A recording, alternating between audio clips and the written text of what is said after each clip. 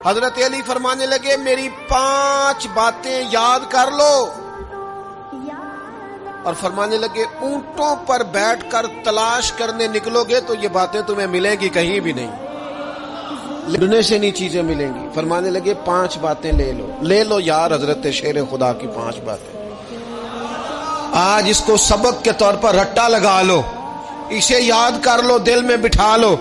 شیر خدا کی 5 باتیں علم و حکمت کا نچوڑ، نبی پاک صلی اللہ تعالی علیہ وسلم سے لیا ہوا فیض، وہ حضور کی امت کو بانٹتے ہیں، اپنے سے محبت کرنے والوں کو عطا کرتے ہیں۔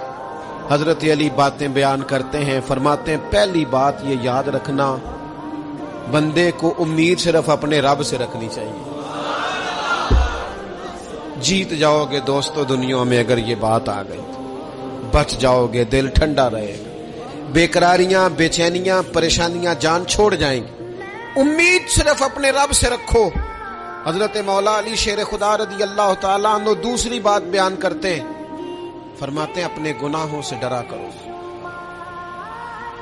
تم غریب ہونے سے ڈرتے ہو، تم تنگ دستی سے ڈرتے ہو، تم لوگوں کی دشمنی سے ڈرتے ہو، اپنے گناہوں سے ڈرو، کہیں ایسا نہ ہو کہ تمہاری نافرمانیاں رب کی ناراضگی کا سبب بن جائیں۔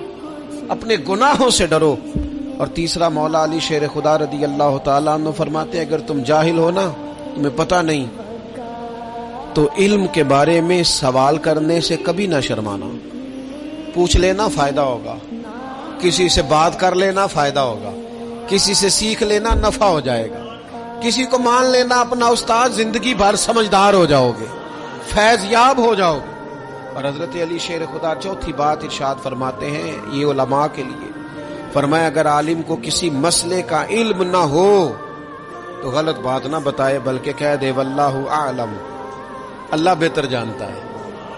یہ بات یاد رکھیں، جس بات کا پتہ نہ ہو، جس کی خبر نہ ہو، جس پر عبور نہ ہو، اس بات کو آگے بیان نہ کیا جائے اور کبھی بھی غلط بات نہ بتائی جائے۔ یہ حضرت علی شیر خدا ہمیں سبق دیتے ہیں۔ اور 5ویں بات حضرت علی شیر خدا ارشاد فرماتے ہیں یاد رکھنا، ایمان میں صبر کی وہی حیثیت ہے جو جسم میں سر کی حیثیت ہے۔